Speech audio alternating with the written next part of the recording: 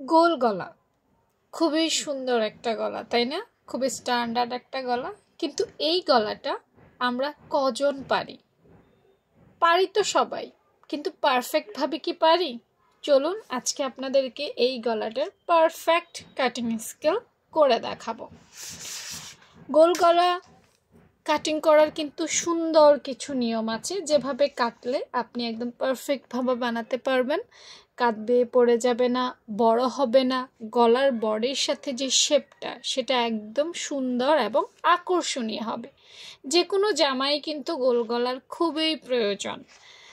এই হচ্ছে গোল গলা কাটিং করার পারফেক্ট কাটিং স্কিল। তো আমি যদি না বুঝিয়ে দিই আপনারা কিন্তু বুঝতে পারবেন না, তাই পুরো ক্লাসটা সুন্দর করে দেখবেন। এই গোল গলাটা যে কোনো জামায় কাটা যাবে, তো আমি আসলে শেখার জন্য দেখাই, যার কারণে আমি কাগজে দেখাতে খুবই পছন্দ করি। আপনারা একটু মনোযোগ দিয়ে দেখুন।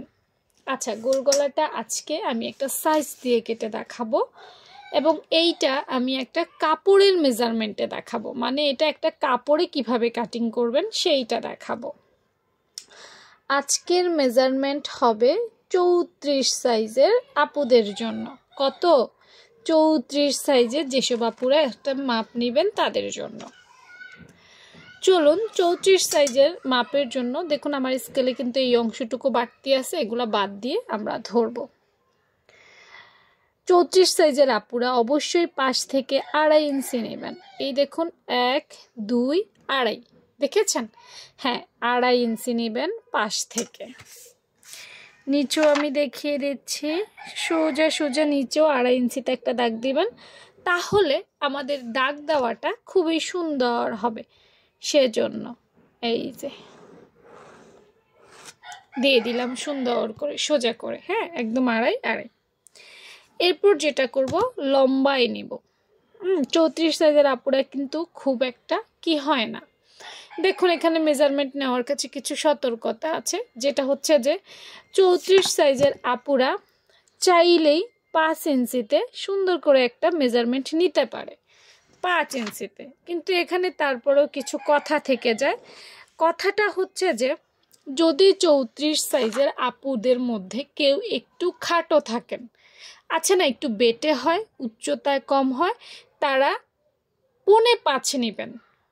আমার ক্লাসগুলো যারা রেগুলারলি সুন্দর করে বুঝবে তারাই পারফেক্ট করতে পারবে, যারা শুনবে না তারা কিন্তু অনেক কিছু মিস করবে, সেক্ষেত্রে কিন্তু আমি দায়ী নই। তাই পূর্ণাঙ্গ ক্লাস করার চেষ্টা করবেন।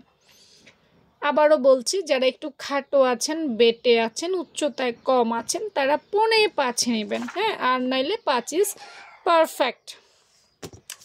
এরপর খেয়াল করুন, এই যে এতটুকু তো আমার বাদ স্কেলের বাইরে, এখান থেকে 1 ইঞ্চি 2 ইঞ্চিতে আমি একটা সুন্দর করে মার্ক করব 2 ইঞ্চির মধ্যে, এবং এখান থেকে আমি 2 সুতা পরিমাণ বা 1 সুতা আরও অর্ধেক, মানে এইটা আসলে অত ইম্পর্ট্যান্ট না, হালকা একটু নিলে চলবে। তো আমি 2 সুতা থেকেও একটু কম নিয়েছি, আবার 1 সুতা থেকেও বেশি নিয়েছি। মাপটা এমন চোখের আন্দাজে মাপ নিলেও হবে। ওকে, এরপর আসেন, এখান থেকে নেওয়ার পর আমি এখান থেকে একটা মিডল বের করব, ঠিক আছে?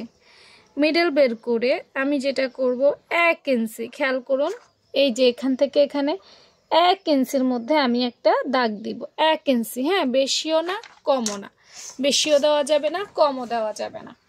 এটা একটা রাউন্ড শেপ হবে। রাউন্ড শেপ করার জন্য যেখানে যতটুকু আসবে ততটুকুতেই আমি দিতে বাধ্য। এখন অনেকে বলবেন আপু এত কিছু করার দরকার কি? আছে রে ভাই, আছে। আমি যদি ডিরেক্ট একটা রাউন্ড শেপ করি আমার এটা ভালো হবে না, শেখার জন্য ভালো হবে না। শেখার জন্য সময় নিন, সময় দিয়ে শিখুন, কাজ দ্রুত হবে। আর যদি শেখার জন্য সময় না নেন তাহলে কাজ কিন্তু দ্রুত হবে না। তাই শেখার জন্য আগে একটু বসে বসে ইঞ্চিগুলো মেপে নেবেন। এখন আমি যেটা করব সেটা হচ্ছে, আমি এখান থেকে সুন্দর করে এইখানে চলে আসলাম, দেখেছেন?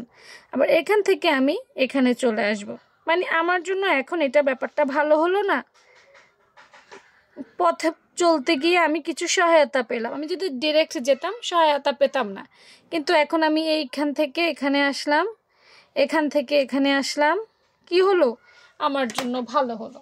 এবার চলুন তো দেখি যে এই যে আমি মাপটা নিলাম আসলে পারফেক্ট হলো কিনা। গলা কাটিং তো আপনাকে সবাই দেখায়, কিন্তু কোন লাইনে চলবেন এই জিনিসটা কি আপনাকে কেউ দেখায়? হ্যাঁ, কেচি হয়তো একটু এদিক সেদিক যেতে পারে, সেটা কোনো সমস্যা না। আর একবারেই যে পারফেক্ট হয়ে যাবে এমনও ব্যাপার না, আমাদেরকে কয়েকবার একটু ট্রাই করতে হবে। হ্যাঁ, তো চলুন আমি একটু এইটা সুন্দর করে এটাও সরিয়ে ফেলি, এইখানে একটু দেখাই যে গলাটা কেমন হলো। আপনারাই দেখবেন, আপনারাই আমাকে বলবেন যে গলাটা আসলে কেমন হলো। আপনি যদি ডিরেক্ট কাটেন তাহলে কেমন হলো সেটাও জানাবেন, এবং আমার নিয়ম অনুযায়ী কাটলে কেমন হলো সেটাও আমাকে জানাতে ভুলবেন না। হ্যাঁ, আর এটা কিন্তু বক্রমের মাপ দেইনি, সরাসরি একটা কাপড়ের মেজারমেন্ট আমি দিয়েছি, যেটা কাপড়ের মেজারমেন্ট এটা সেলাই করার পর আধা ইঞ্চি পরিমাণ কিন্তু বেড়ে যাবে। ঠিক আছে, এই যে এখানে সেলাই হবে, এবং এটা তৈরি করার পর লম্বায় 5ই থাকবে, কিন্তু 5টা বেড়ে যাবে। লম্বায় 5 কেন থাকবে আমি সেটাও একটু ক্লিয়ার করে দেই। মনে করেন সেলাইটা এখানে হচ্ছে, আবার কাঁধে এখানে কমছে, অর্থাৎ এখানে কমে এখানে বাড়বে, অর্থাৎ এটা ঠিক থাকবে। পাশে বাড়বে, পাশে আমরা নিয়েছি 2.5, সেলাইয়ের পর এটা 3-এ চলে যাবে। কিছু ক্ষেত্র আছে, এই জিনিসগুলো বুঝলে আপনি আসলে সেলাই বিষয়ে দক্ষ হয়ে উঠবেন। তো আজকে একটা পারফেক্ট গলার পারফেক্ট শেপ দেখানোর চেষ্টা করেছি। প্রতিদিনই আমি কোনো না কোনো শেপ দেখাবো। যারা বলেন যে সেলাই কাজের ফিনিশিং ভালো আসছে না, প্রফেশনাল লুক ভালো আসছে না, তারা কিন্তু আমার এগুলো নিয়মিত ক্লাস করে প্র্যাকটিস করতে পারেন। ঠিক আছে, যেমনটা ঠিক আমার স্টুডেন্টরা করে। দেখুন কোর্সেও কিন্তু একই বিষয় শিখাই, কোর্সের স্টুডেন্ট আমার কথা শুনে কাজ করে, আর আপনারা কি এটাকে ফ্রি পেয়ে কাজ করেন না, এখানেই পার্থক্য কিন্তু। আচ্ছা, আজকে আমি এটা 34 সাইজের দেখাইছি, অন্য সাইজে অ্যাপ্লাই করলে কিন্তু পারফেক্ট হবে না। প্রত্যেকটা মাপের আলাদা আলাদা নিয়ম আছে, তো প্রত্যেকটা মাপেই আমি দেখানোর চেষ্টা করব। যারা এখনও পেজে ফলো রাখেন নাই ফলো রাখেন, আর যারা প্র্যাকটিস করছেন তারা কমেন্ট সেকশনে জানাবেন যে আপু আমি প্র্যাকটিস করছি, পুরো ক্লাস দেখেছি তোমার, তাহলে আপনাদের চিনতে সুবিধা হবে। ভালো থাকবেন সবাই, আল্লাহ হাফেজ।